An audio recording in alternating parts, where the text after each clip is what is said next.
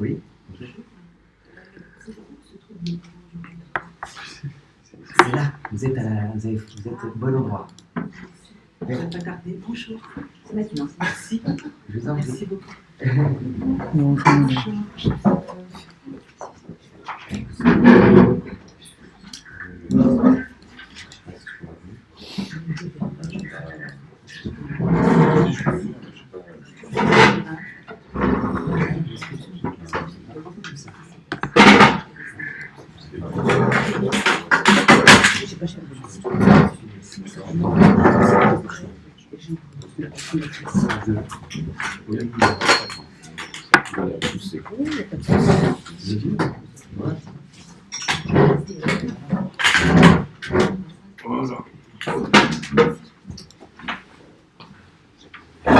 Boker Tov, shalom à tous, à toutes, bonjour. Bonjour Hashem. Bonne journée. Hier soir c'était magnifique à Sarcelles. Ah, vous avez fait Une belle communauté là-bas. Cœur, hein. Il y a des cœurs, il y a des cœurs. Petit cœur, ouais. Impressionnant, émouvant. En plus, il y a une vieille dame qui est venue me parler et elle parle, elle est de la même région que ma mère, de ma grand-mère du nord du Maroc, des petits villages espagnols. Alors c'est la langue mamage de ma grand-mère, je n'ai pas entendu depuis des dizaines d'années, c'était émouvant.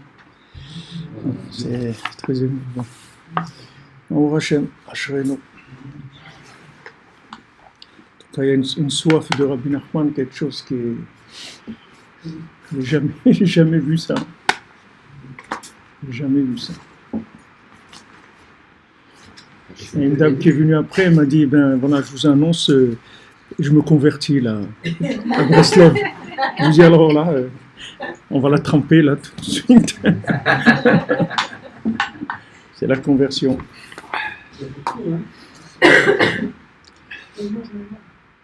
On dirait des gens qui n'ont pas bu depuis un siècle. Assoiffé, mais grave, quoi. C'est très fort, c'est très très fort. Très impressionnant.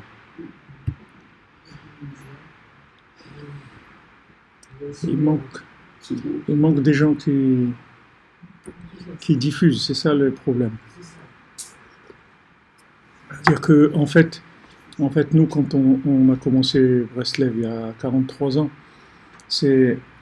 on était plusieurs francophones, mais c'est pas tout le monde qui a senti qu'en fait, on nous a pas rapprochés pour nos mesures, on nous a rapprochés parce que on allait nous former pour ce qui allait se passer après.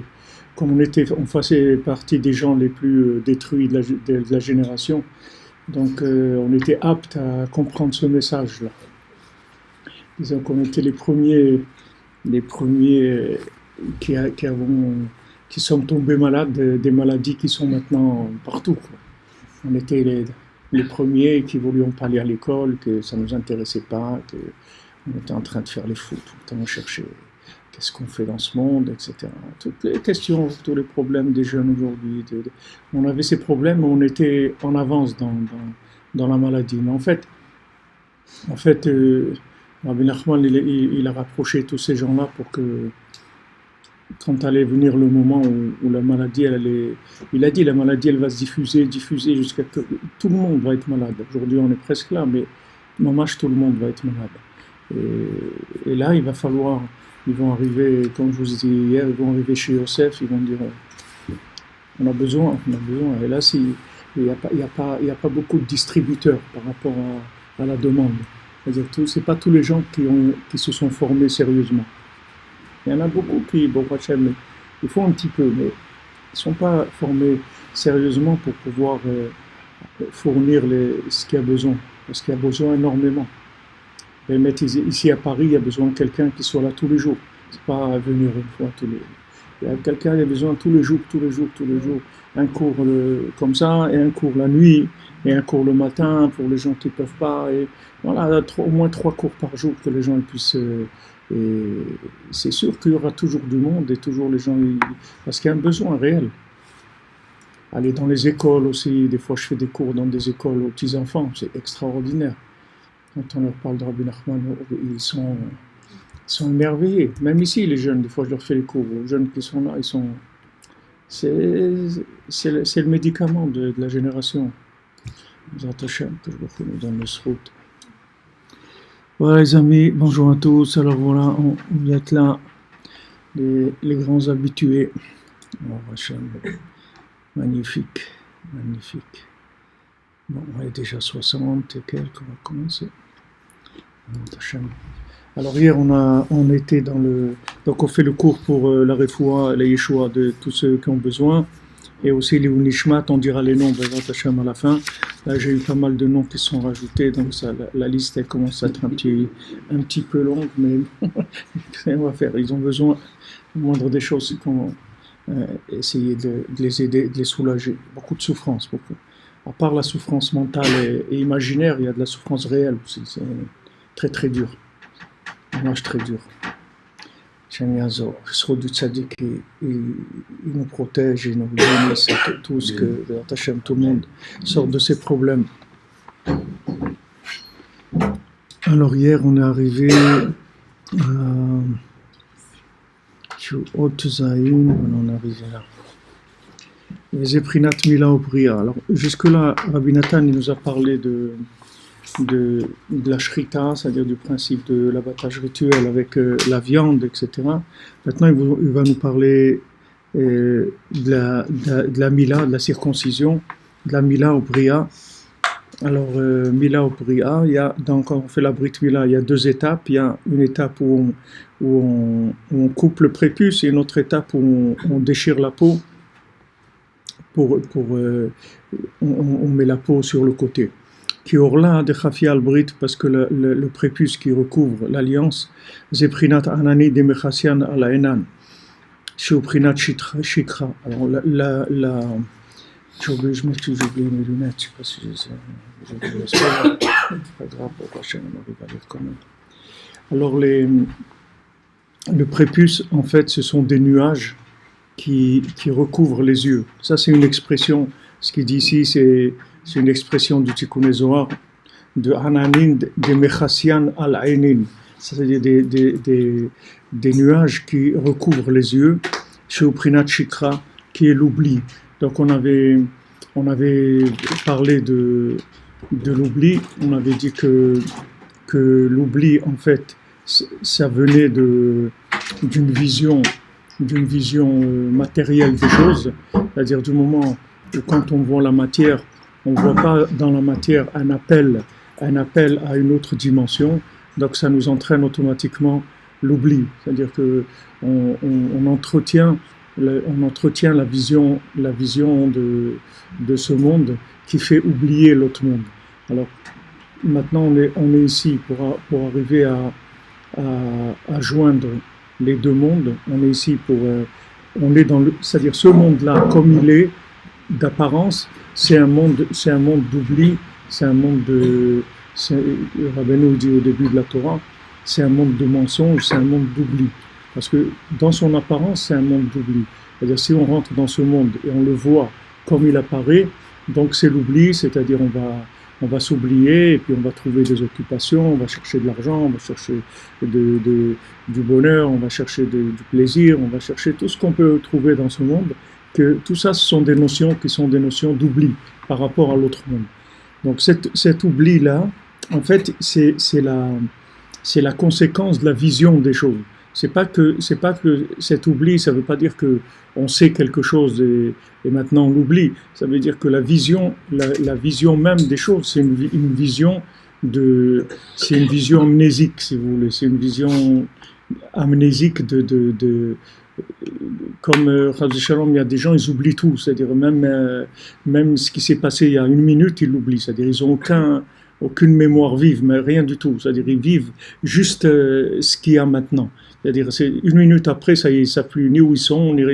Alors c'est la même chose. Si on rentre dans ce monde-là, en fait, on commence à voir ce monde comme il est dans l'apparence. C'est un monde qui fait oublier. C'est-à-dire le but de tout le côté négatif de Esav, de Amalek, de toutes les clipotes, c'est de nous faire oublier l'autre monde, nous faire oublier pourquoi on est là. Et c'est un oubli qui est très fort, parce que même si vous demandez à n'importe qui, vous lui dites, tu sais que ça existe la mort? C'est sûr. Non, mais tu crois que ça existe vraiment? Non, je suis sûr. Tu sais que tu vas mourir un jour? Ouais, comme tout le monde, quoi, comme la plupart des gens, disons. Ok, même si tu vas vivre 120 ans, mais tu vas mourir. Ouais. Alors, ah ben voilà, c'est pas... Il n'y a rien, il n'y a pas quelque chose, une autre dimension, quelque chose. Il n'y a rien, c'est ça. C'est-à-dire, on va manger, on va dormir, on va faire de l'argent, on va jouer au football, au basket, au truc et tout. Et après, on va mourir. C'est tout, c'est ça l'histoire. Ben ouais, qu'est-ce qu'il y a d'autre? Ouais, c'est ça.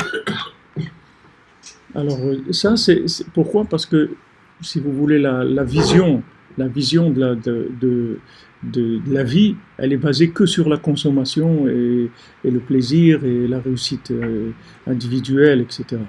Maintenant, quand quelqu'un il commence à réveiller un petit peu sa conscience, alors il va déjà commencer à avoir un problème, parce que il va se rendre compte que c'est un petit peu difficile, c'est-à-dire que de vivre dans la matière en étant dans une vie un peu plus élevée que la matière, il va avoir un peu de soucis, il va commencer même des fois à s'angoisser un peu, il peut tomber même dans la dépression, parce qu'il ne comprend pas trop la vie, il va être un petit peu dépressif.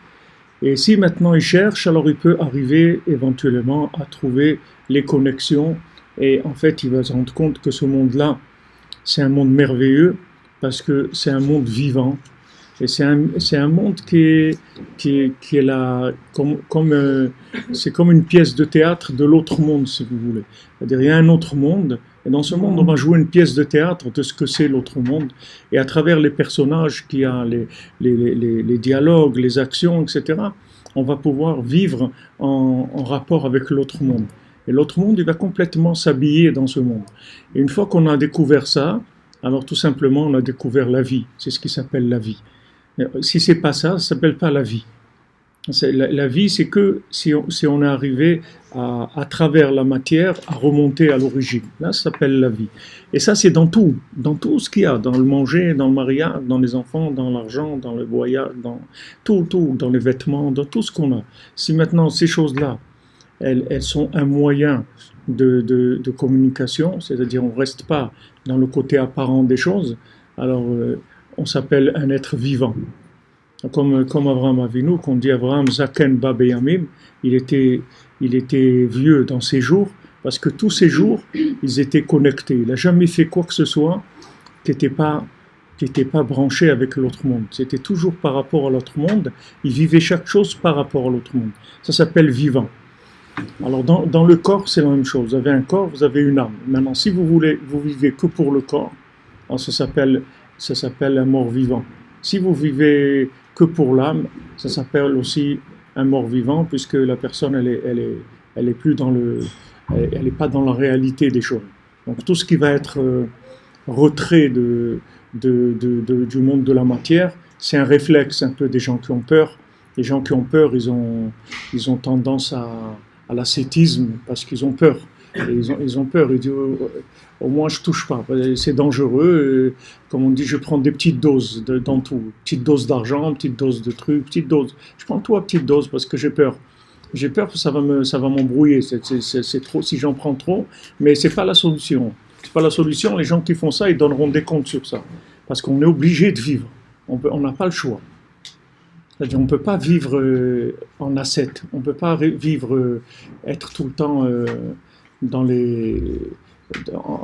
comment on appelle ça, dans les vestiaires, en attendant de rentrer sur le terrain. Il faut rentrer sur le terrain, on n'a pas le choix. Il faut rentrer sur le terrain, et il faut rentrer complètement sur le terrain. On ne peut pas rentrer un petit peu comme ça. Il faut rentrer complètement, seulement, il faut connecter, c'est tout. mais il faut rentrer sur le terrain. Il ne faut pas avoir peur, parce que c'est là où se trouve la vie. Alors comme ça, on utilise notre corps, c'est-à-dire on utilise notre corps pour notre âme complètement, on l'utilise, il va nous amener, on va faire avec des choses, on va travailler, on va se déplacer, on va prier, on va étudier, on va faire plein de choses avec notre corps, on va l'utiliser au maximum possible, et on va pas le mettre dans des jeûnes ou dans des choses qui vont l'affaiblir. C'est-à-dire que avant, les gens, ils n'avaient pas d'autre méthode que d'affaiblir le corps pour que l'âme, elle puisse un petit peu respirer. C'est la technique, c'est une technique qui est utilisée beaucoup pour des civilisations que les gens ils ont voulu rendre esclaves et trucs. Ils mettent les gens dans ils les maintiennent enfermés dans des choses, comme j'ai vu maintenant cet article plusieurs fois. En Chine, ils ont fait un camp de concentration pour des musulmans. Ils ont enfermé 1 million et quelques de musulmans parce qu'ils ont peur. Ils disent non, c'est préventif, on ne sait jamais, peut-être qu'il va y avoir des extrémistes. Voilà. On ne veut pas de ces histoires. Ils les ont enfermés dans un camp et ils disent faites pas de soucis, c'est préventif. En attendant, les gens sont dans un camp de concentration. C'est-à-dire, parce que comme il y a des extrémistes et tout, ils ont peur qu'il y en ait quelques-uns qui viennent là-bas ou qui soient tentés par ça, donc ils les enferment. Donc nous on n'enferme pas, on s'enferme pas, on a peur de rien, on fait ce qu'il y a à faire, c'est tout. Mais seulement on cherche l'autre dimension dans chaque chose. On reste pas dans le côté apparent. Alors à Hanouka, quand il y a eu la guerre entre les Hashmonaïm et les Grecs, ils ont voulu en fait, la Grèce, c'est de faire tomber les gens dans la vision de ce monde. Et maintenant, il y a aussi une présentation de la Emouna, même dans la mythologie grecque ou dans toutes les, il y a des croyances, c'est pas tout le monde, c'est pas tout le monde qui rejette l'idée de Dieu. La plupart des gens, ils croient en Dieu sur terre. La plupart des gens, si vous leur demandez est-ce que Dieu existe, ils disent oui. Est-ce que c'est Dieu qui a créé le monde? Oui. Mais est-ce que Dieu il est là dans ta poche maintenant? Non. Et nous on est là pour ça. C'est que Dieu, il est dans notre poche, il est dans notre chapeau, il est dans notre portefeuille, il est dans notre cuisine, il est dans notre voiture, il est partout. C'est-à-dire, on vit avec lui. C'est la seule différence qu'il y a. Mais il y a beaucoup de gens qui ont la foi, qui disent que Dieu, il existe, mais il est là-bas. C'est tout. Et nous, on est ici. Alors, quel est le rapport? Pourquoi il a fait ça? Si lui, il est là-bas et nous, on est ici, qu'est-ce qu'on fait là? C'est-à-dire, pourquoi on est là? Il n'y a pas de réponse satisfaisante sur ça. Mais la réponse, elle est très simple. On est là pour chercher Dieu. En fait, on joue à cache-cache. On joue à cache-cache avec Dieu, on le cherche dans la matière, c'est tout. Et si on ne le voit pas, Rabbi Nathan dit, c'est pas grave. Le principal, c'est de dire. Le principal, c'est de dire avec sa bouche, je sais que tu es là. Même si je ne te vois pas, je sais que tu es là. Alors, Rabbeinu dit dans l'Écoutez Moharan, dans la première Torah de l'Écoutez Moharan, Rabbeinu dit qu'il faut chercher le Sechel sheyesh bekol davar. Il faut chercher l'esprit qu'il y a dans chaque chose. Dans chaque chose, il y a un esprit. Il y a une forme et il y a un esprit. D'accord? Dans chaque chose. Alors, la forme, c'est le côté véhiculaire. Et l'esprit, c'est l'âme qu'il y a dans la chose. Maintenant, chaque chose, elle a un esprit. Il n'y a rien qui n'a pas un esprit. Il n'y a rien. Il n'y a rien dans le monde. Il n'y a pas une mouche ou un truc qui a bougé ou un camion qui est stationné. Tout, il y a un esprit dedans. Absolument tout. Maintenant, c'est pas tout le monde qui a les capacités de voir l'esprit. Mais le fait que maintenant, on entretient une émouna vivante, c'est-à-dire une foi vivante. Parce qu'il y a une foi qui est, je ne sais pas comment on peut appeler ça, il y a une foi, si vous voulez, empirique. Il y a une foi empirique, c'est-à-dire croire en Dieu, mais pas du tout être conscient qu'il est là avec nous. C'est-à-dire, on croit en Dieu dans la généralité, comme créateur du monde, etc. Mais le contact réel de tous les jours, de chaque instant, on n'a pas ça. Alors maintenant, des fois, on voit des petites choses. Des petites choses. Voilà, je vous donne un exemple. Hier j'ai demandé à quelqu'un quand il m'a amené il m'a amené pour le cours, un certain. Alors, il m'a dit, vous voulez boire quelque chose, rarifar et tout. Et alors, il m'a dit, j'ai de l'eau là, des trucs. Je dis, non, moi si tu as une petite boucha, un truc, je veux bien. Il dit, non, je suis désolé, je n'ai pas. Ok. Alors, quand je suis arrivé à la salle, après le cours, il y a un monsieur, il m'a mis un petit paquet cadeau comme ça. Il y avait il y a une bouteille de boucha dedans. Hachem m'a dit, ça va, t'es content? On t'a donné ta petite bouteille, ça va? Ok, merci. Alors ça, c'est des petits sourires, vous voyez, des petits sourires d'Hachem dans la vie comme ça. Ça, tout le monde en voit, des petits sourires comme ça. Mais la plupart du temps, on ne voit pas. C'est surtout quand il y a des problèmes. On ne voit pas du tout. On ne comprend pas comment Hachem il vient à l'envers. C'est-à-dire, quand on ne voit rien et que ça marche, bon, on dit, ça va, grâce à Dieu, ça va, etc. Mais quand c'est à l'envers, on a des problèmes. Comment voir Dieu dans le problème? C'est difficile. C'est difficile. Quand vous avez des choses Hachem Ishmor comme la Shoah, des choses comme ça, comment voir Dieu dans la Shoah? C'est horrible. Combien de gens ils ont dit où il était Dieu à Auschwitz? Et tu crois que Dieu n'est pas à Auschwitz? Dieu il est partout. À Auschwitz aussi il est Dieu. Seulement c'est un niveau de manifestation que tu ne peux pas comprendre par ta logique. C'est tout. Tu ne peux pas comprendre ça par ta logique. Mais c'est un niveau c'est aussi une manifestation d'Hachem. Alors quand on voit il y a des situations où on arrive à rentrer en contact avec Hachem, il y a des situations où on voit rien, c'est-à-dire on n'arrive pas à comprendre, on n'arrive pas à voir le message, on n'arrive pas à voir où ça va. Alors là, il faut avoir juste la émouna et le dire avec sa bouche, de dire voilà, moi je vois cette situation, je sais que cette situation-là, elle est voulue par Hachem, que Hachem se trouve dans cette situation. Maintenant, je ne comprends pas pourquoi, et je sais que c'est Hachem qui veut ça. Ça, c'est important de le dire dans la situation, c'est important de le dire aussi tous les jours, généralement, que cette journée-là, tout ce qui va se passer, c'est la volonté d'Hachem pour le bien, je le sais, et j'y crois, et j'ai aucun doute sur ça. Maintenant, après, il y a des fois on va voir, des fois on ne va pas voir. Des fois on va voir le contraire. Des fois on va voir la manifestation qui va dans notre sens, dans notre logique, et des fois c'est opposé à notre logique, et des fois il n'y a rien, on voit rien du tout. Mais dans tous ces cas-là, il faut avoir la émouna que tout ce qu'il y a, ça vient d'Hachem. Il n'y a rien qui ne vient pas d'Hachem. Rien dans le monde. Rien. Il n'y a pas un mouvement qui ne vient pas d'Hachem.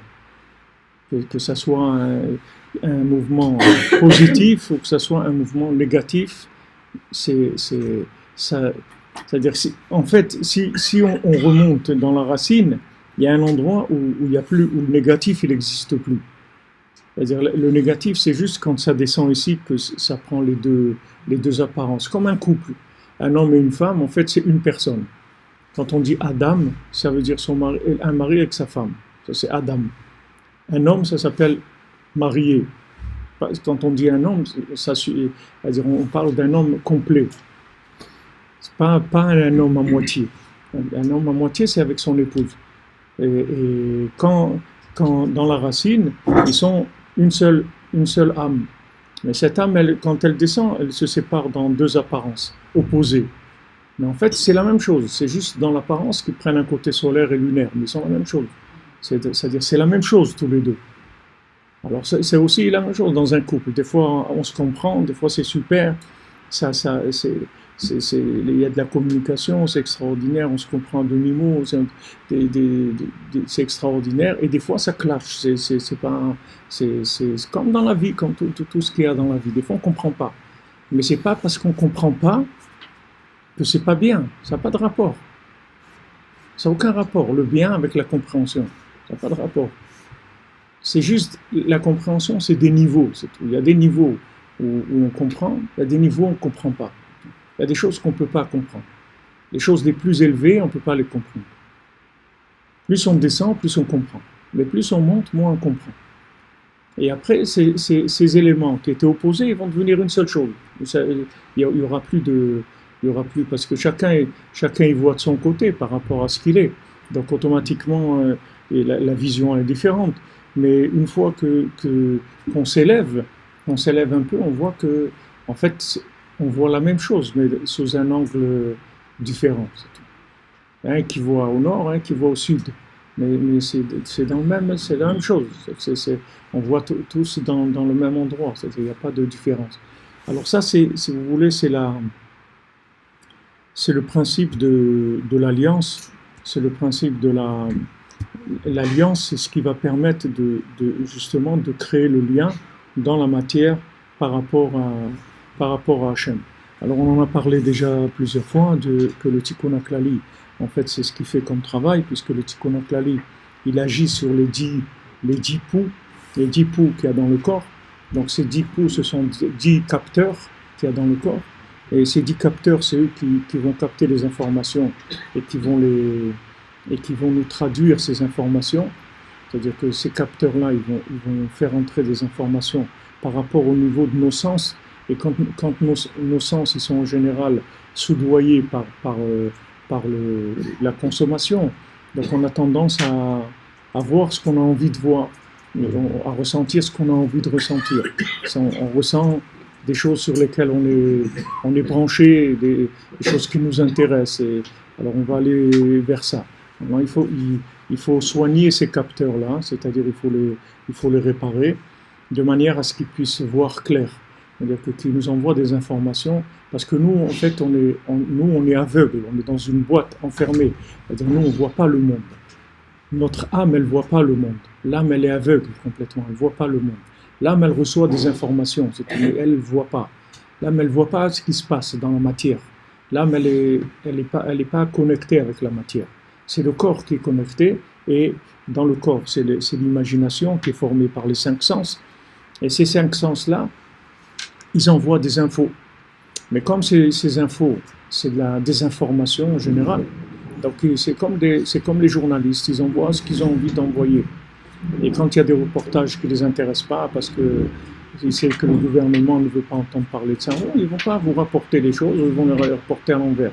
Donc c'est pareil, si maintenant il y a un gouvernement en nous, qui est notre cœur, s'il a été vendu au plaisir, alors les sens, ils sont déjà prêts à prendre des informations en fonction de ce que le cœur aime.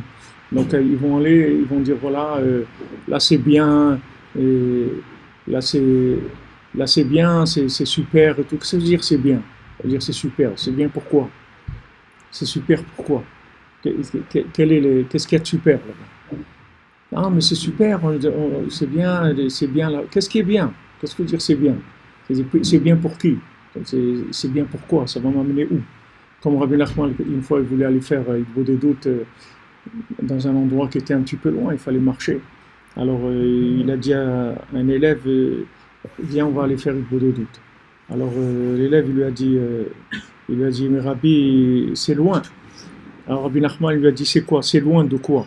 C'est loin de l'esprit, c'est loin du cœur, c'est loin de quoi? C'est loin, que dire loin? Voilà, nous on est là, voilà des centaines de personnes qui sont là, on fait le cours, et ces gens-là, ils sont pas loin. Et vous allez en face, vous traversez la rue, et la personne qui est là, elle est très loin. Très très loin. Vous comprenez? Ça ne veut rien dire. Ça ne veut rien que se dire loin, et ça ne veut rien dire du tout. Relatif. Non, complètement relatif. Complètement relatif. Donc il n'y a pas... C'est-à-dire les 10 poux, vous ne pouvez pas leur faire confiance, parce que comme eux, ils ont été soudoyés par le cœur, donc ils vont ramener au cœur ce qui l'intéresse. Parce que le cœur, là où il a été vendu, ils vont dire ça là-bas c'est bien. Parce qu'ils savent que le cœur, il tire du plaisir de cette chose-là, donc ils vont aller vers ça.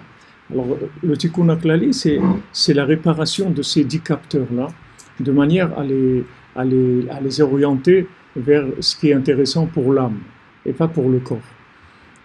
Et comment ça marche? C'est que ces 10 chants, en fait c'est 10 mélodies, que ces 10 mélodies, elles amènent de la joie dans chacun de ces capteurs. Et quand ces capteurs-là, ils reçoivent la joie, alors ça, ils voient clair. Parce que la joie, ça libère des emprises de la matière. La seule chose qui libère vraiment, c'est la joie. C'est-à-dire la joie, c'est la réparation de l'esclavage de la matière. Si vous êtes joyeux, on ne peut jamais vous attraper. Vous ne tomberez jamais dans l'addiction, vous ne tomberez jamais dans l'esclavage du travail, vous ne tomberez jamais dans rien du tout. Jamais. Rabbi Nachman, il raconte un conte, il dit, une fois il y a un roi qui a dit, qui est-ce qui est plus heureux que moi? Qui est-ce qui est plus joyeux que moi dans le pays? J'ai tout. Il n'y a personne qui est plus heureux et plus joyeux que moi. Alors, quelqu'un qui lui a dit, non, Majesté, je m'excuse et tout, mais il y a quelqu'un qui est plus joyeux que vous, plus heureux que vous. Alors ouais, le roi, il a dit, je veux voir ça. Je ne crois pas, je veux voir. Donc il l'a emmené, et il a vu un monsieur qui était dans sa cave, il avait un violon, il chantait, il avait un repas devant lui extraordinaire, il avait un violon, il chantait, il dansait, il était joyeux, etc. Alors le roi, il lui parle, il lui dit, il rentre, il lui dit, qu'est-ce que tu fais dans la vie, etc. Il dit, voilà, moi je travaille tous les jours, juste de quoi payer mon repas. Dès que j'ai de quoi faire mon repas, je rentre chez moi, je fais du violon, je chante et je danse. Voilà ce que je fais, c'est ça ma vie. Alors le roi, il a vu effectivement qu'il avait beaucoup plus de soucis et de responsabilités que lui et qu'il ne pouvait pas avoir cette liberté-là. Donc le roi, il a commencé à essayer de lui faire des problèmes. Il lui a dit, qu'est-ce que tu fais dans la vie? Il a dit, moi, je répare tout ce qui est cassé. Si je dans une casserole, que le manche est cassé ou un truc, je répare. Alors le roi, il a fait un décret, il a dit, tout celui qui a quelque chose à réparer, il ne faut pas qu'il donne à réparer, et qu'il le répare lui-même ou qu'il le change. Mais interdiction de réparer quoi que ce soit. Donc lui, il sort le matin, ce monsieur-là, pour chercher du travail. On lui dit, il y a un décret du roi, on ne peut pas... Ok, il va trouver autre chose. Alors il trouve autre chose. Quand il trouve autre chose, le roi aussi fait un décret sur cet autre travail-là. Alors le lendemain encore, il va. Après, il trouve le seul travail qu'il a trouvé, c'est de s'enrôler dans l'armée. Donc il est rentré dans l'armée et ils lui ont donné l'uniforme avec une épée, tout ça. Alors le roi, il a entendu que maintenant il est rentré dans l'armée, il a dit interdit de payer les militaires. Paye, pas de paye. Quand il vient, la paye, il n'y a pas de paye.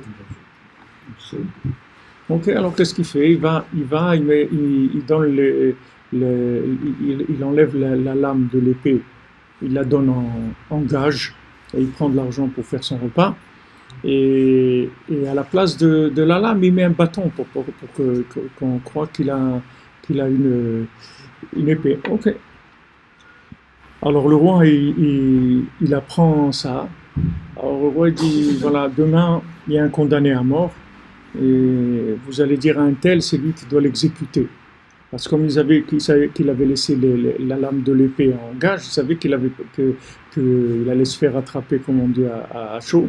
Et donc tout le monde allait voir que... Ok. Alors il arrive, et alors il a dit, vous êtes sûr que cette personne elle est condamnée à mort et tout? Moi j'ai jamais tué quelqu'un dans ma vie, j'ai pas envie d'avoir des problèmes, des trucs. Il dit, non, ne te fais pas de soucis, c'est quelqu'un qui a été jugé très équitablement, tout, c'est condamné à mort. Alors il savait pas quoi faire, alors il dit, non, c'est difficile pour moi de tuer quelqu'un, etc. Alors il lève ses yeux au ciel, il dit, Hachem, je t'en prie, moi j'ai jamais tué quelqu'un. Donc si maintenant cette personne, elle n'est pas passible de mort, je te demande de faire un miracle, que la lame de mon épée, ça devient un bâton. Et il sort la lame, vous voyez, Alors le roi, quand il a vu ça, il a vu qu'il ne pouvait rien faire, il l'a laissé tranquille. Pourquoi? Parce qu'il avait une joie, on ne pouvait pas l'attraper. La tristesse, ça colle, c'est quelque chose qui colle. C'est-à-dire que tous les problèmes qu'on a, le Baal Shem Tov dit que tous les problèmes qu'on a, en fait, le Yetzer Hara, ce qui l'intéresse, c'est pas le problème, c'est la tristesse qui va être engendrée. Parce que la tristesse, c'est quelque chose qui fait coller, ça colle le mal. C'est comme un aimant qui attire le mal.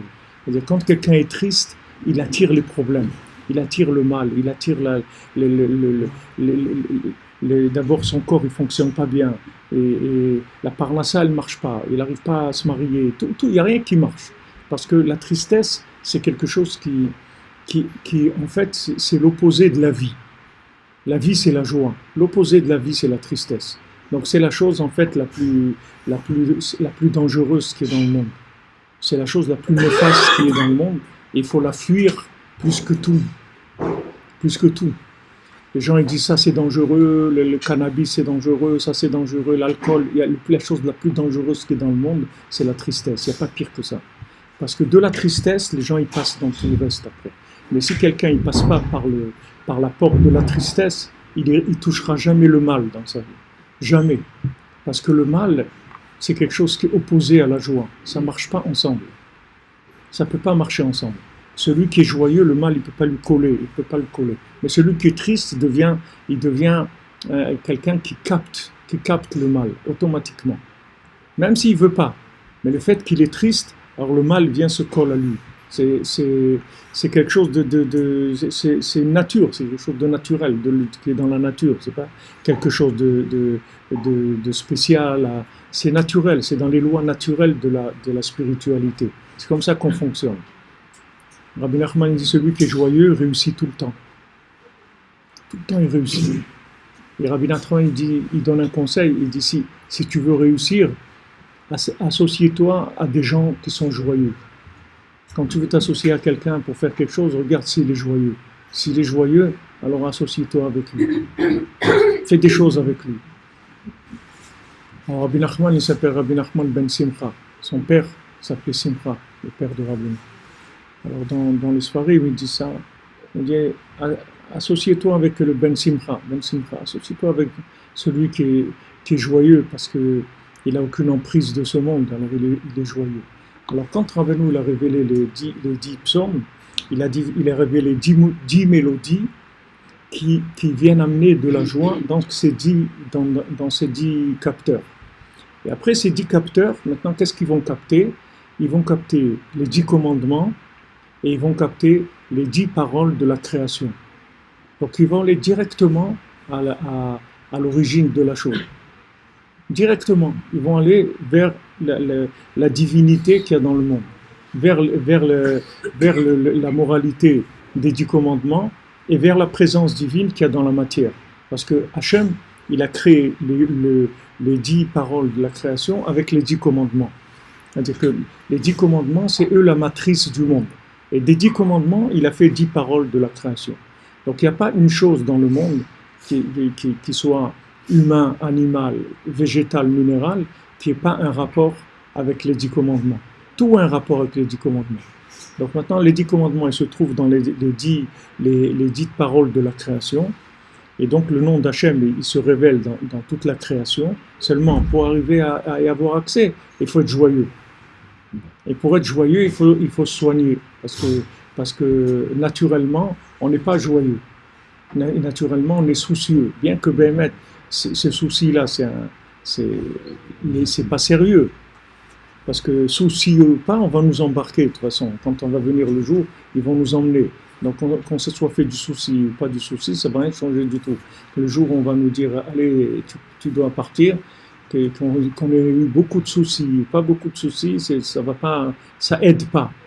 Et quand on a un problème, si on se fait du souci, les soucis, ça n'a jamais résolu le problème. Les gens ils croient que quand ils sont soucieux, ça aide quelque chose, c'est-à-dire ça participe avec. Mais au contraire, c'est quand tu es joyeux que tu résous le problème. Plus tu es joyeux, plus tu vas résoudre le problème. Rabbi Nachman, il était tellement joyeux que même quand il a eu des moments extrêmement difficiles, où il a perdu son épouse, il a perdu des enfants, il a été énormément attaqué, il n'arrivait même pas à prendre le deuil, Rabbi Nachman. Il n'arrivait même pas à prendre le deuil, parce que même ces choses-là, que c'est quelqu'un de normal dans le monde, ça l'attriste et tout, lui, il ne pouvait pas s'attrister. La tristesse, pour lui, ça n'existait pas. Parce qu'il était tellement connecté qu'il ne pouvait pas voir là-dedans quelque chose de mal. Ce n'est pas qu'il ne souffrait pas. Il souffrait, mais être triste, il n'était pas triste. Il souffrait, mais il était joyeux. Ce n'est pas aussi une contradiction. Il peut souffrir et être joyeux.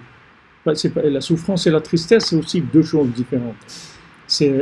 En fait, quand il y a de la tristesse, d'après la souffrance, c'est un alibi. C'est-à-dire la souffrance, c'est un alibi pour être triste. C'est-à-dire si quelqu'un il veut être triste, alors il dit mais c'est normal, regarde tous les problèmes que j'ai, tu veux que je sois joyeux.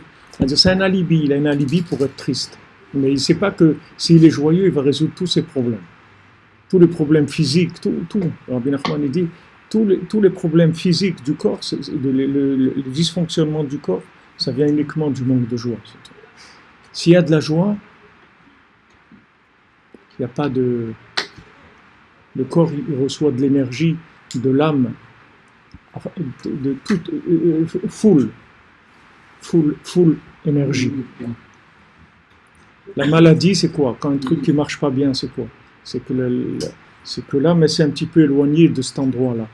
Alors cet endroit-là, il commence à pourrir un petit peu. C'est-à-dire il n'a pas beaucoup d'énergie. Alors s'il manque 20-30% d'énergie, alors ça ne marche pas très bien. S'il manque beaucoup plus, ça va marcher encore moins.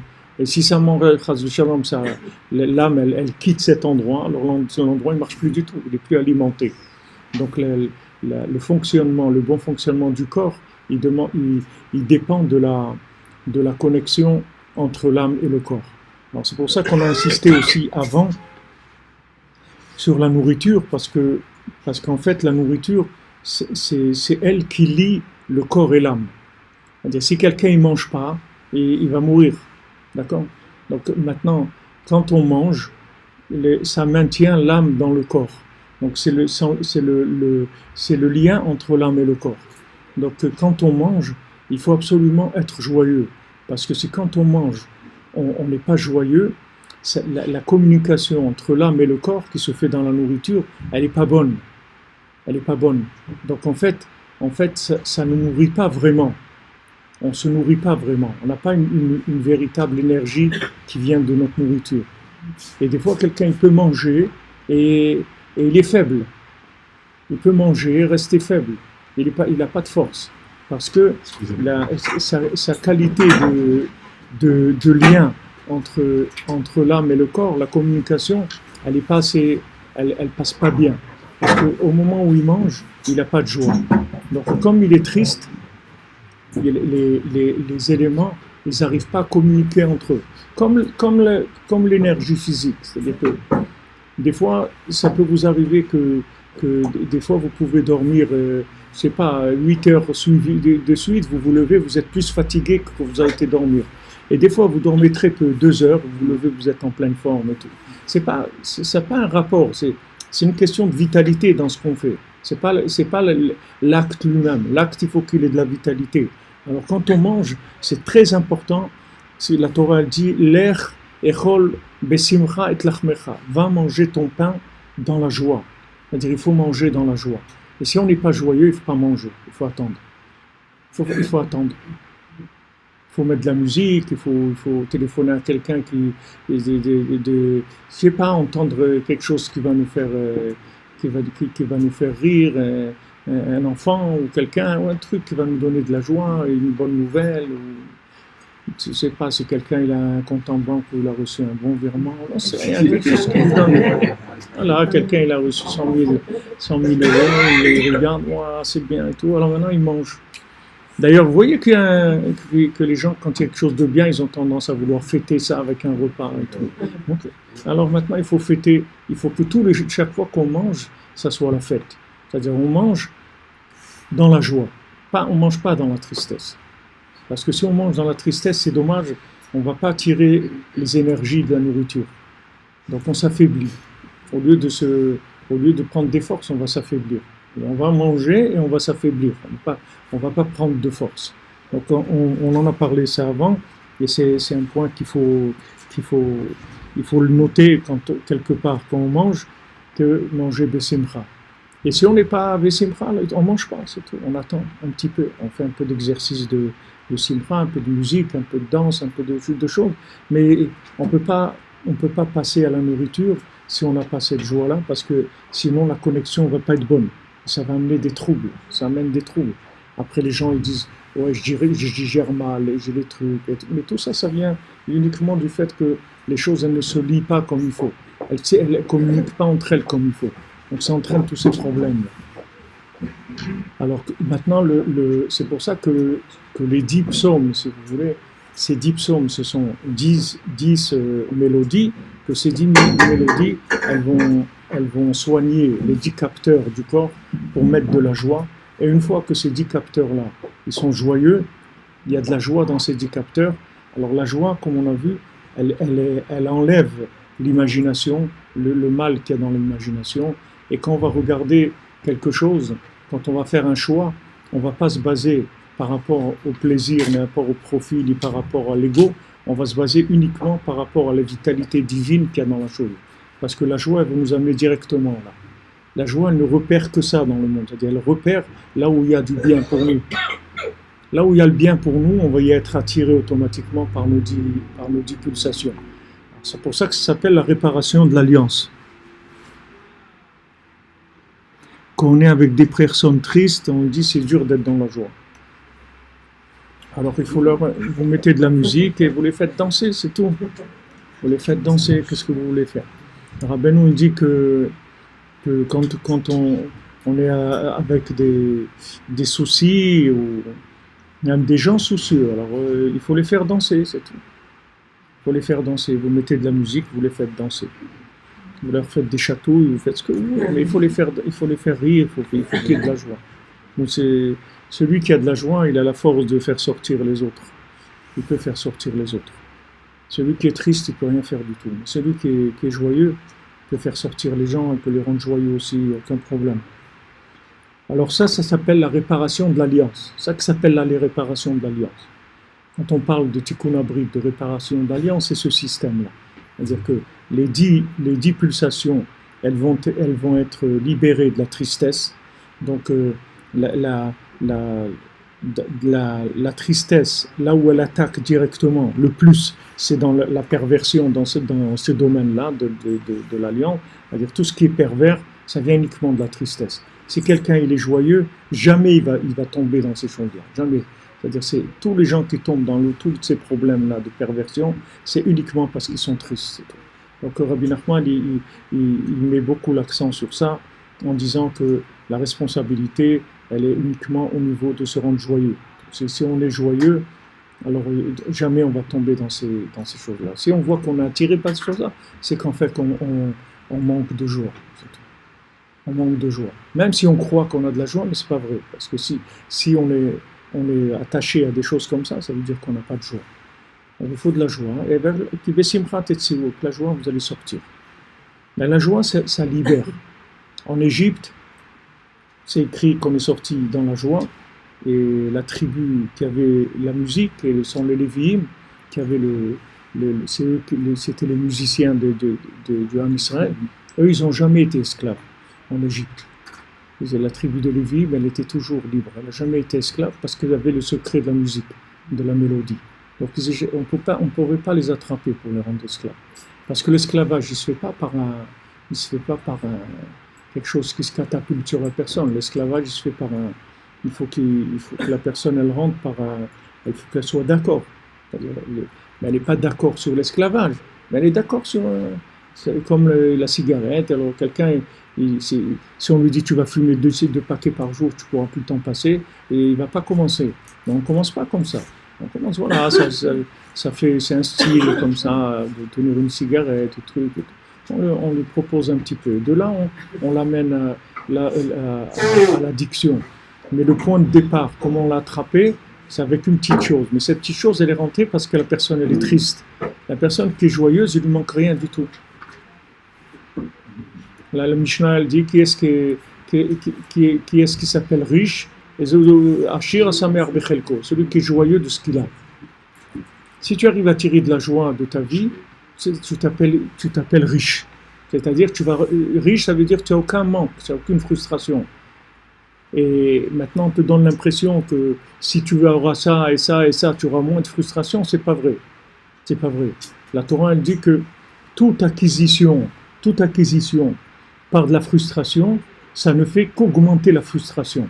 C'est-à-dire que si quelqu'un, il a 100, la Torah l'appelle mané, c'est la 100 mesure. C'est-à-dire, si quelqu'un il a 100 pièces d'or, et il n'est pas joyeux de ces 100 pièces d'or, il va vouloir 200. Et quand il aura 200, il voudra 400. Des fois, vous allez parler avec des gens qui sont très riches et vous allez voir que, Béhémet, c'est à eux qu'il manque le plus. Parce que maintenant, c'est vrai, parce que quand maintenant il a que 15 immeubles, d'accord? Il a que 15 immeubles et maintenant il doit acheter un truc où là-bas il y a 10 immeubles en construction et maintenant il n'arrive pas à mettre en gage ces 15 immeubles parce qu'il a déjà des crédits. Donc il sait pas comment il va faire. C'est-à-dire qu'il a des grands soucis. Mais nous, au Hachem, qu'on n'a rien, on n'a pas de problème d'acheter les 10 immeubles. Donc il ne nous manque rien du tout. On a ce qu'il faut, au Hachem, il ne manque rien du tout. Mais celui qui a les 15 immeubles, il doit faire de l'investissement. Et Mamash, quand vous parlez avec eux, vous voyez que c'est sérieux. C'est-à-dire vraiment, c'est des gros soucis. Pourquoi? Parce que les 15 immeubles lui ont creusé une frustration d'encore 15 immeubles. Et quand il va en avoir 30, il voudra encore 30. La Torah elle dit que en fait, de chercher à combler par de la frustration, ça ne fait qu'augmenter la frustration, c'est tout. Dans le physique, il n'y a pas ça, parce que quand on mange, on est rassasié, ça y est, mais dans l'acquisition de l'argent et des biens, ça creuse. Donc maintenant, comment on sort de ça? Parce que c'est un cercle vicieux, ça ne s'arrête pas. Il faut être joyeux de ce qu'on a, c'est tout. Et si on est joyeux, on peut avoir tout, ça ne va pas déranger du tout. Ça ne va pas déranger. Même si quelqu'un il a 50 immeubles, ça ne dérangera pas du tout. Parce qu'il est joyeux. Donc il n'a pas de... Il acquiert pas pour combler de la frustration. Donc le principal, c'est que ce soit pas fait pour ça. À ce moment-là, il n'y a pas de creux. Donc la Torah, elle te dit, tu veux être riche, tu es déjà riche. Tu es déjà riche. Seulement pour sentir ce que c'est la richesse, il faut que tu sois joyeux de ce que tu as. Pour que tu saches que ce que tu as, c'est extraordinaire. Et que tu en aies un véritable plaisir. C'est-à-dire que tu sois vraiment heureux de ce que tu as. À ce moment-là, tu es un riche. C'est-à-dire qu'il ne te manquera rien du tout. Mais si maintenant tu es triste et que tu es frustré, il n'y a rien qui va t'enlever la frustration. Tout ce que tu vas rajouter, tu vas sentir encore plus. Dans tout, c'est comme ça. Des fois, des gens... ils sont pas bien et tout, ils disent bon là je vais faire ça, ou je vais aller ça, et quand ils font ça, ils sont encore pires qu'avant qu'ils aient fait cette chose-là. Parce que ce qu'ils cherchent, comment ils cherchent à réparer le problème, c'est pas la méthode. C'est pas la méthode. Le problème se résout avec la joie. La joie, elle remplit. La joie, elle remplit l'individu. Et il peut avoir rien matériellement, presque rien. On lâche le minimum et il est joyeux. Il est joyeux et il se sent bien. Il n'a pas un problème de manque. Il est plein. La joie, elle remplit la personne. Alors ça s'appelle, ce qu'on est en train de voir, ça s'appelle la réparation de l'alliance, c'est-à-dire enlever le prépuce de l'alliance, enlever le prépuce du cœur. Sur le cœur aussi, il y a un prépuce, il faut l'enlever. Ce prépuce-là, il empêche d'avoir accès à la joie, il empêche d'avoir accès à la vision positive de la vie, c'est-à-dire à la vision du positif. C'est-à-dire la vision, elle est faussée sur le côté de la consommation. C'est-à-dire la personne, elle croit qu'en consommant, elle va être bien, elle va se sentir heureuse, etc.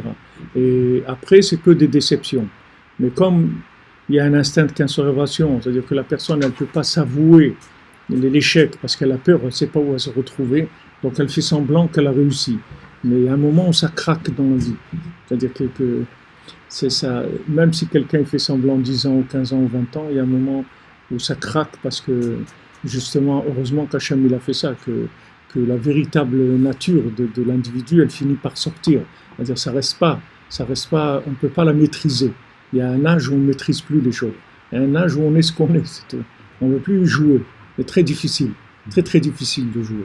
Quand quelqu'un est jeune, il peut jouer, c'est une très bonne méthode aussi pour avancer, de faire semblant d'être joyeux, de faire semblant de prier, il n'y a pas de problème. Mais il y a un âge où la méthode de faire semblant, elle ne fonctionne plus, il faut y aller. C'est-à-dire que c'est ce qu'il y a et on a démoulé le gâteau, c'est là. Et voilà. On va voir si la recette était bonne ou pas. Alors, Bezrat Hashem, vous voyez la grandeur du Tikkun HaKlali et combien on en a besoin. parce qu'on a tellement besoin de voir clair dans notre vie, on a besoin d'une méthode, comment voir les choses de façon vraie, c'est-à-dire de ne pas se tromper, de ne pas se rouler. Alors, vous voyez, techniquement, c'est pas difficile comment ça fonctionne. Le Tikkun HaKlali, il nettoie les capteurs en y mettant de la joie. Dès qu'il y a de la joie, alors on voit tout de suite le bien dans toute chose. On voit le bien. Il n'y a plus ce côté triste, etc. Même dans les jugements de nous-mêmes ou d'autrui, aussi ça vient de ça. Les gens qui sont joyeux, ils n'ont pas de mauvais jugements sur les gens. Ils n'ont pas de mauvais jugements. C'est que les gens qui sont tristes qui ont de mauvais jugements sur les autres. Celui qui est joyeux, il n'a aucun, parce qu'il n'y a personne qui le dérange. Tandis que celui qui est triste, il faut qu'il cherche des boucs émissaires. Ouais, c'est à cause de Macron, il a fait ça, c'est à cause de celui-là. Ils trouvent des boucs émissaires. Pourquoi ça ne marche pas? Ouais, ils vendent les trucs trop chers. Ouais, ils font le truc. Ouais, il y a trop d'impôts. Il y a trop l'essence à augmenter. Ouais, il y a toujours des choses qui sont des raisons. Pourquoi? Il faut qu'il trouve une raison pourquoi il est frustré, pourquoi il a un problème. C'est toujours à cause des autres. C'est pas parce qu'il ne peut pas faire autrement. La tristesse, elle est insupportable. Il trouve quelqu'un qui soit le responsable de ses malheurs. Il est obligé de dire c'est à cause de ça. Mais il n'y a personne qui t'oblige. Il n'y a personne qui t'oblige. Si la tête de Madame Macron ne te plaît pas, prends l'avion, va habiter dans un autre pays, c'est tout. Tu n'es pas obligé de rester là. Si ça ne te plaît pas ce qu'il y a là, tu vas ailleurs. Il n'y a personne qui t'oblige à rester là. Va-t'en, va chercher autre chose. Mais tu ne vas pas rester tout le temps à croire que c'est à cause de ça ou de ça. Ou d'autre. Il faut sortir de ces choses-là. Donc ça, c'est ce qu'on appelle ici la réparation de l'alliance. Que maintenant, le prépuce, il recouvre les yeux et il amène de l'oubli. Prinat Ra'ayin, c'est-à-dire Ra'ayin, c'est-à-dire la mauvaise vision, le mauvais œil, c'est-à-dire la mauvaise vue des choses. Kibgam Abri et Tubgam Ainayin. Parce que tout le problème d'abîmer l'alliance, ça vient du problème des yeux. C'est-à-dire quand avec les yeux, on regarde ce qu'il ne faut pas regarder. Alors ça fausse après la vision des choses. J'ai vu un article ces jours-ci où il y a quelqu'un qui a, je ne sais pas s'il a joué avec son téléphone ou toute la nuit, il a joué avec le téléphone et le matin il était aveugle, il est devenu aveugle. Il a joué toute la nuit avec le téléphone et ça lui a enlevé la vue carrément. Le matin il était aveugle, il ne voyait plus. Avec toute une nuit devant le téléphone. Ça lui a enlevé. Donc c'est pas, je veux dire, c'est des choses qui sont, ça fait mal, c'est des choses qui font mal. Alors quand maintenant on regarde des choses qui sont de la perversion, alors c'est ce qui va le plus mettre la tête à l'envers. C'est-à-dire ça inverse complètement la tête. C'est-à-dire au lieu de marcher sur les pieds, on marche sur la tête en fait. C'est-à-dire on est complètement retourné. Au lieu que la tête elle soit vers le ciel et les pieds ils soient par terre, c'est le contraire. La tête elle est par terre, c'est-à-dire la tête elle est dans la terre, elle est dans la consommation, etc. Et c'est un besoin qui se crée parce qu'on se trouve dans cet endroit-là, dans ce niveau-là. Il y a des besoins qui sont comme ça. Et ça vient du fait que la vue, elle a été vers des choses qui n'étaient pas permises. C'est-à-dire comme la Torah nous dit, ne vous perdez pas à travers votre cœur et à travers vos yeux. Et donc maintenant, qu'est-ce qu'il faut faire? On doit repousser ce mauvais œil, cette mauvaise vision de la vie. Prinat Bgam Abrit, qui est le fait d'abîmer l'alliance. Prinat Aorla de Chafi al Brit, de Chatra, de Cherev Pipiot. C'est-à-dire qu'on va couper ce prépuce avec une épée, c'est-à-dire avec un couteau qui a deux tranchants. Et le couteau avec quand on fait la circoncision, c'est un couteau avec deux lames, d'accord? Maintenant, avec ça, on peut comprendre quelque chose d'extraordinaire. C'est que Rabbeinu dit que de regarder le couteau de la Mila après qu'on a fait la Brit Mila, c'est une ségoula pour avoir des enfants. de regarder le couteau avec quoi on a fait la circoncision, alors c'est quelque chose qui permet d'avoir des enfants. Avec ce qu'on dit ici, c'est très facile à comprendre, ce qu'il dit Rabbeinu. Parce que maintenant, comme c'est la chose qui donne la vie, c'est-à-dire la vision de la vie, c'est-à-dire que maintenant on a enlevé le prépuce qui empêchait de voir le côté positif de la vie, de voir Dieu dans la vie, on a enlevé ça. Donc maintenant, cet outil-là qui a servi à enlever ça, en fait, c'est lui qui a permis de donner la vie. Donc maintenant, quand on regarde, avec nos yeux, on regarde ça, alors on regarde l'outil qui a permis de libérer la personne, qu'elle puisse maintenant avoir accès à la vie. Donc ça donne, de le regarder, c'est une ségoula. Rabbeinu dit ça dans Sefer Hamidot, mais bien sûr, comme Rabbeinu l'a fait dans Sefer Hamidot, il n'y a pas d'explication.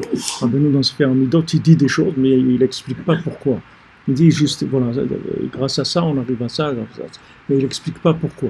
Mais de temps en temps, on arrive à trouver un petit peu des explications. Il y en a sûrement d'autres, mais ça, c'est une explication aussi qu'on peut donner.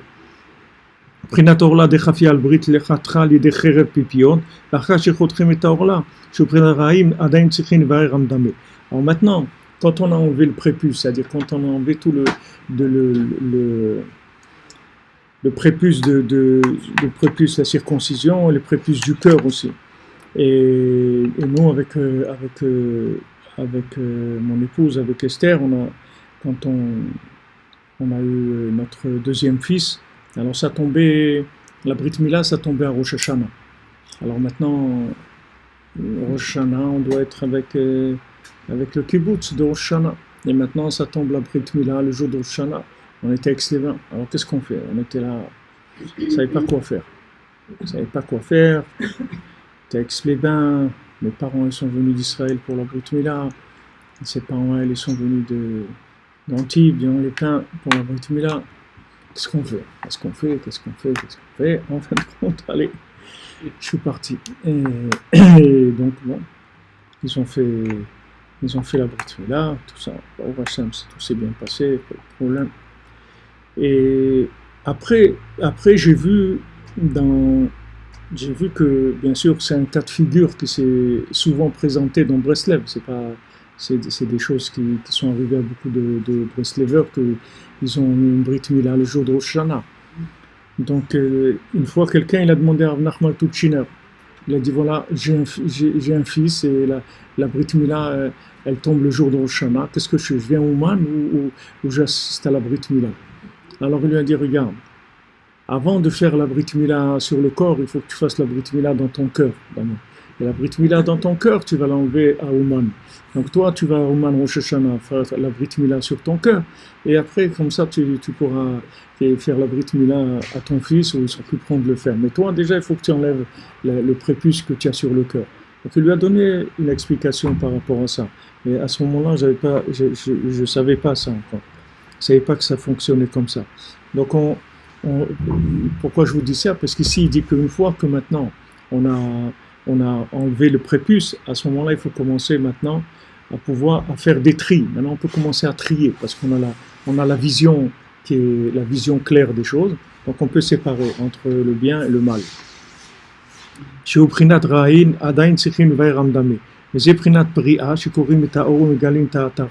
Donc ça, c'est la deuxième partie de la Brit Mila, qu'on fait la Bria, c'est-à-dire qu'on prend la peau, on la déchire et on la met sur le côté. Donc ça c'est révéler le bien. C'est-à-dire, il y a un côté de couper ce qui est mal. Et après, il y a révéler le bien. C'est la deuxième étape.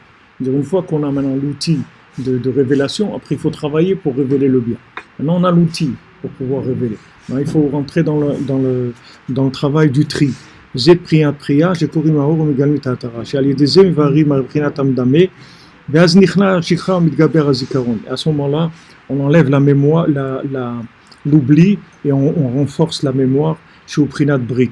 C'est-à-dire que, en fait, la mémoire, ça peut pas être une mémoire intellectuelle.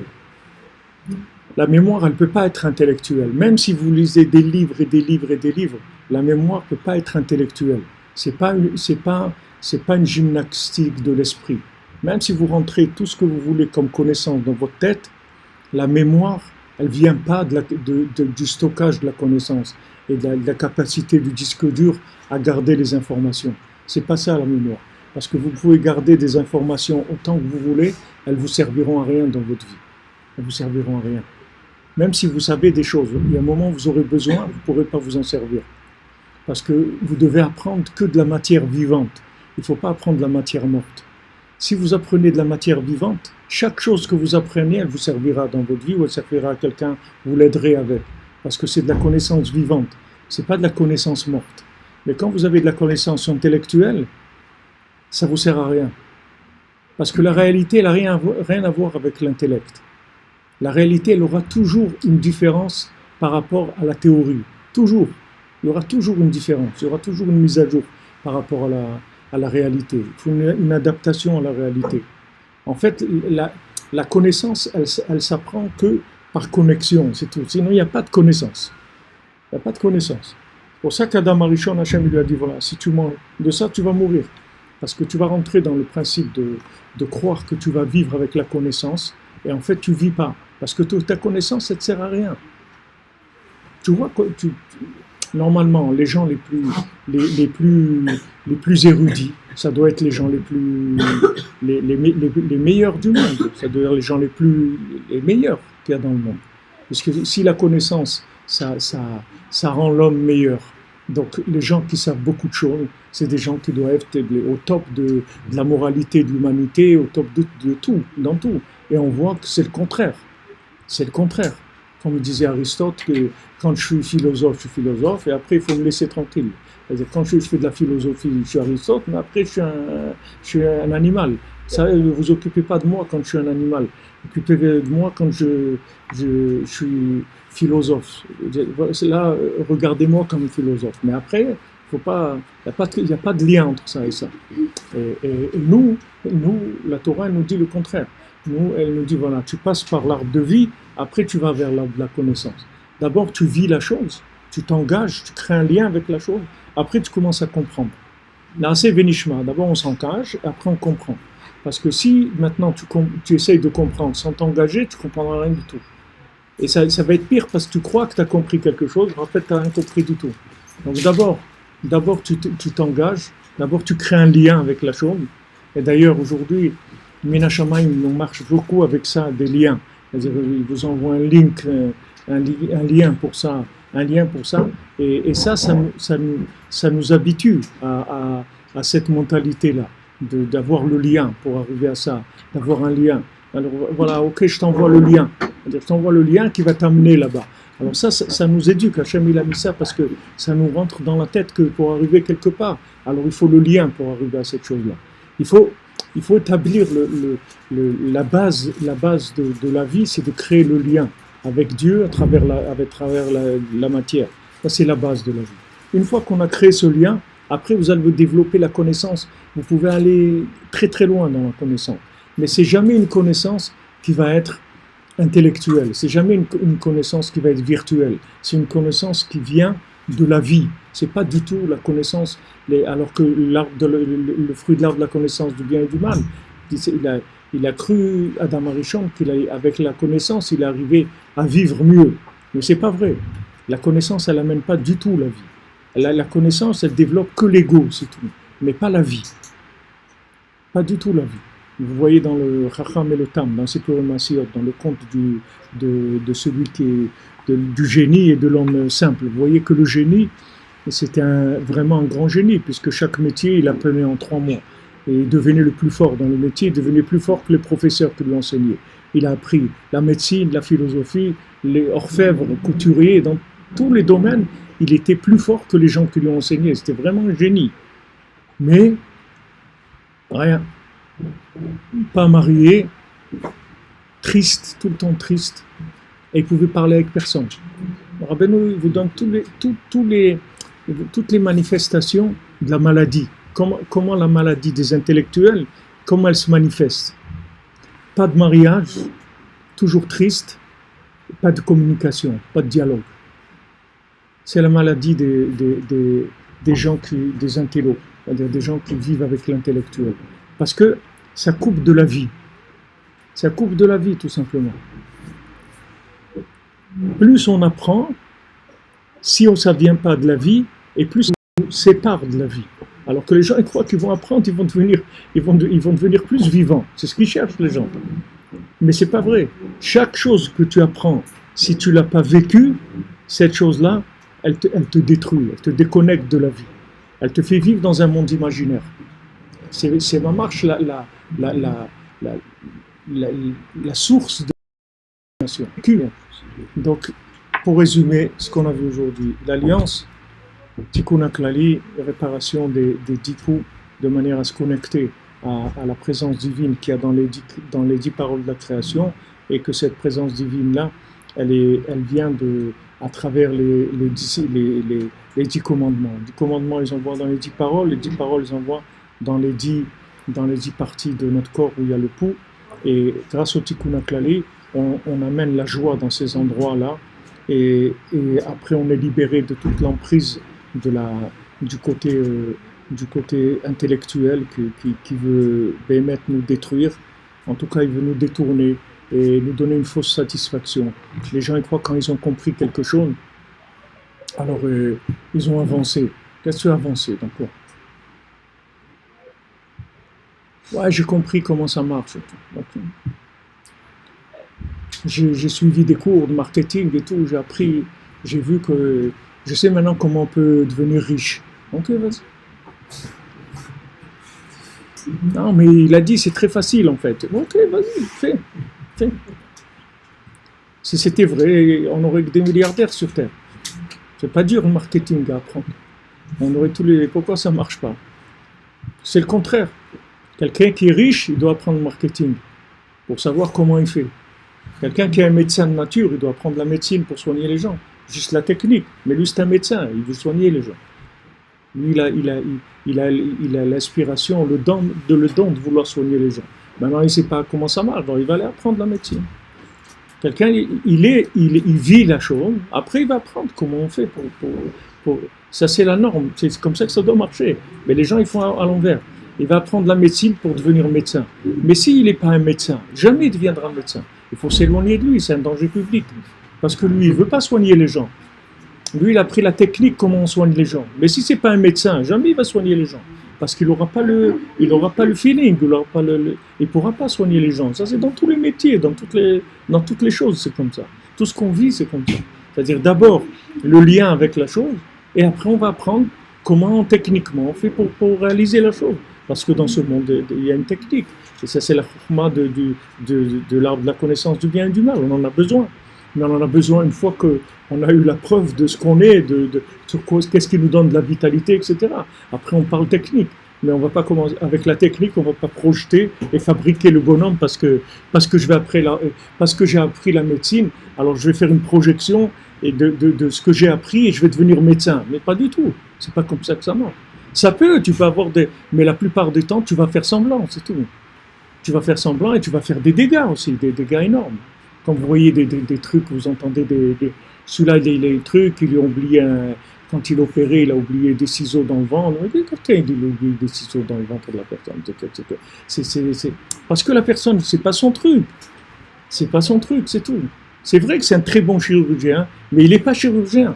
Maintenant, il connaît la technique de la chirurgie, mais c'est pas un chirurgien. Donc, il peut faire des bêtises énormes. C'est pas de sa faute. C'est que c'est pas son métier. Même s'il l'a appris, mais il n'est pas branché. Donc il n'a pas toute l'inspiration, il ne ressent pas les choses, il ne ressent pas les choses, comment il faut les faire. D'abord, il faut que tu sois branché sur ton métier. Après, le reste, c'est que de la technique, c'est tout. Bezrat Hashem, Be'atzlacha, bonne journée. On se retrouve demain, Bezrat Hashem, à 11h. Et ce soir, c'est Salon Hoche pour les gens qui veulent venir. Merci d'être là. Merci à tous les gens qui sont avec nous, qui nous suivent, Bezrat Hashem. Il y a les livres. Ouais, attends. Parce que j'ai l'habitude. Je vais juste mettre les photos des trucs et après on démarre.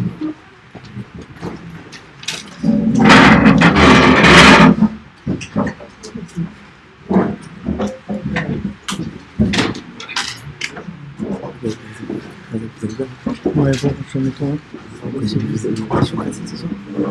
ce soir, on fait pas de choix ce soir. Ce soir, je fais un choix à 8h ou 4h. Après, ça fait hier soir, j'ai fait 1h du matin. Ça fait- Vous avez pas raconté. J'ai vu, c'était chaud à Sarcelles. Hein. Très chaud, les gens, c'était. C'est très fort. C'est magnifique. Madame, vous parle message. Là, vous êtes en train de. J'écoutais, j'ai vu. Alors, le Hachem, c'est pour une fois chez moi, de la Besançon israélite, ça bien fortuné. Excusez-moi de faire les noms des gens. Excusez-moi. David Ben Mesoda, Cohen, Loralia, Esther Chava, Batraya, Daniel, Laurent Sultana, Badrafel, Olivier Fémichel, Raphaël Ben Kamouna Malka, Daniel Ben Emily Darmon, Rama Batester, Sandrine Badjani, Janine Batébiantin, Marianne Brian Badvéronique, Zachary Shlomo Ben Shira, Dvora Kochava Batrisheva, Batsheva, Dvora Bat Cohen Ayala, Yana Bat Mesoda, Léo Batrana, Rin Batsara, Lior Batsara, Oreida Bat Rivka, Laura Bat Sophine, Yora Bat Lisa, Esther, Shaili Batsara, Fabien Ben Suzanne, Sophie Ben Nadim, Sacha Ben Sophie, Noah Bat Sophie, Yosef Ben Esther, Sarah Chaya Bat Esther, Rokama Bat Esther, Elisha Ben Esther, Léa Bat Esther, Yael Bat Simi, Batsheva Bat Esther, Roselyne Shoshana Bat Liban, Rachel Khamim Ben Ruth, Tzipora Bat Chaya Kamra, Rekia Bat Rachman, Rebecca Daniel, Bat Yvette Esther, Rachel Shirael Bat Rachel, Shalom Ben Moshe Ben Shabbat, Simon Gershon Bat Israël, Itamar Ben Ledalia, Esther Bat Tata, Jonathan Yehuda Ben Bettina Simcha, Irène Bat Rachel, Simcha Janine, Juliette Bat Jamil Kochava,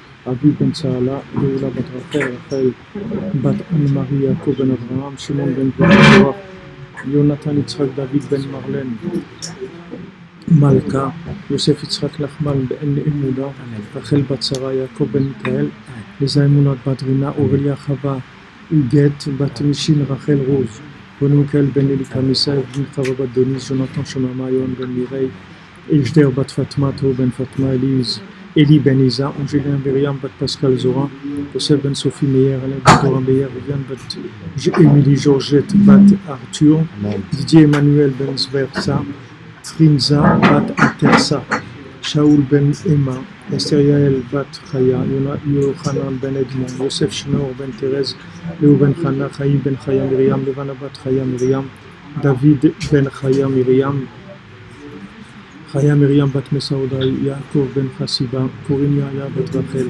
Devorah Bat Corinne Ayala, Moshe Ben Sarah, Shmuel Mordechai Shalom Ben Ruth, Anna Simcha Zahera, Bat Ruth, David Ben Lucien Dvora, Sylvain Bat Esther, Esther Bat Chassiba, Yvonne Alexandre Ben Yehuda, Eate Hilariela Bat Tzipora, Moshe David Ben Esther, Francis Ben Irène, David Shlomo Ben Esther Chala, Dina Bat Sarah, Nathalie Shoshana Bat Kemuna, Ginette Fanny Sarah, Bat Ren Nenet Sultana, Amram Levi Yitzhak Ben Sarah, Nechama Bat Miriam, Daniel Esther Ben Muna, Emmanuel Chai Ben Martin Chaya, Doron Yitzhak Ben Chaya Riba, Shai Bar Claude Ben Céline, Sarah Juliette, Lucienne Dvora Bat Rosa, Benjamin Ben Lucienne Dvora, Angèle Bat Louise, Chaya Kamra Bat Joa, Charles Eligez, Shamrazad Bat Rekia, Rekia Bat Rekia, Olivier Mangin, Yitzhak Ben Edith Dre, Chaya Bat Noula, Moshe Ben Mesaouda, Dvora Léa Bat Chana, Chana Shana Kesser Bat Josette, Moshe Raphaël Ben Chassiba Levi, Eliaou Nathan Ben Yocheved Cohen, Muriel Myriam Rivka Bat Perazora, Léa Bat Rina, Arik Ben Sultana, Yaakov Ben Dvora Fortune, Isabelle Bat Hélène, Didier Dov Ben Michel, Meir Ben Tzipora, Bébé Mesaouda Ben Simcha, Bat Simcha, Simcha Bat Frecha, Chantal Elisiel, Bat Liliane Joaja, Bat Emilie Esther, Patrick Yosef Ben Liliane Joaja, Yael Lisa Bat Léa, Keren Bat Nicole Kochava, Yael Bat Nicole Kochava, Ariel Bat Emilie Jamila, David Ben Moshe, Rivka Bat Zari, Michael Ben Yaakov, Yael Amoyal Ben Rachel, Bat Sheva Chana Bat Miriam, Miriam Bat Marie, Sarah Linda Bat Sultana, Esther Bat Sultana, Chaya Mushka Bat Chana, Ariel Ben Emma, Chaya Bat Miriam, Yvon Alexander Ben Adam, René Mukoko Ben Ruth Charlotte, Marie Dominique Bat Jean-Claude, Thomas Ben Jean-Claude, Jean-Claude Ben Jean, Isaura Bat Jean-Yves, Léo Paul Ben Patrick, Jean-Yves Ben Jean-Claude, Moshe Ben Nana, Ben Chana, Kamuna Bat Turkia, Didier Som Yanga Ben Marie-Lise, Laurent Shlomo Ben Sultana, Michael Ben Yehudi, Yann David Ben Suzy, Sandra Mesodi Bat Dvora, Michel Ben Mesodi, Chaim Eliezer Ben Devora, Ishai Tzion Ben Devora, Shmuel Ben Mesodi, Devora Bat Mazal Tov, Benjamin Bat Miriam, Dan Yoran, Yechia Ben Dvora Emmanuela, Raphaël Abraham Chaim Ben Sarah, Amen. Yael Bat Rachel, Yoav Amram, non, Yoav Armand Raphaël Ben Yamna, Amen. Dan Shalom Prosper Ben Yamna, Shirel Alice Bat Yamna, Johanna Shoshana Bat Rovin Rosala, Aaron Yaakov Khadji Ben Johanna Shoshana, Amen. Sarah Bat Johanna Shoshana, Elior Moshe Ben Johanna Shoshana, Michael Amen. Nathan Ben Sylvie Mecha, Amen. Liora Rachel Bat Elisheva, Amen. Shaine Myriam Bat Elisheva, Olivier Yosef Ben Sylvie Mecha. Amen. Et Et s'il vous plaît, Perle Bat Antoine. Perle Bat Antoine. Pour la refoua, Oui, oui, oui. Antoine. Amen. On fait pour le Lou Nishmat de Émilie Jamila Bat Fachi, Jonathan Ben Chamouch Ben Gabriel, non, Jonathan Chaim Chamouch Ben Gabriel, Myriam Bat Rachel Shish Lomo Ben Mesauda, Amen. Noah Bat Esther Atlan, Shmuel Tibi, Shimon Ben Siti, Israël Amen. Ben Yosef, Amen. Moshe Abraham, Amen. Achami Ben Fredja, Isha Amen. Bat Jemon, Maurice Betan Ben Shabbat Emon, Amen. David Ben Yitzhak, Ibet Bat Joshemi, Israël Trizolet, Myriam Janine Bat Chava, Serrar Bat Sarah Doré, Pessar Ben Herman, Albert Abraham Habib Ben Magouatmin, Amen. Francis Ben Kamel, Irène Bat Rachel, Tvir Yehuda Ben Yoav, Amen. Rachel Chourak, Muriel Marie Myriam Bat Deborah Fortuné, Amen. Sylvie Léonie Bat Micheline Elise Estelle, Myriam Bat Louise Aziza, Chati Alcor Ben Abraham, Prosper Messaoud Ben Sultana, Amen. Jean Ben Marcel et Isaac, Amen. Isaac Ben Frédérica, Elifman Gorfinkel, Amen. David Ben Shlomo Moshe Ben Esther, Maurice Ashkenazi, Marcel Roger Ben Marie Mathilde, Amen. Meir Marvin Ben Chamoucha Cohen, Amen. Angèle Bat Louise, Yvette Bat Eugénie, Yoshua, Amen. David Yert, Germaine Rachel Bat Emily, Chaim Amen. Ben Yaakov, Tikva Amen. Bat Sultana, Violette Amen. Tamar Bar Gracia, Amen. Rouven Ben Sion, Amen. Hervé Ben Magdeleine, Amen. Meir Ben Eugénie, Sid Amen. Ben Saouda, Amen. Moïmid Ben Ahmed, Amen. Dirch Ben Mordko, Amen. Sipa Bat Sarah et Rivka Bat Sarah. Amen. Voilà, merci beaucoup les amis, Batzlacha, bonne journée.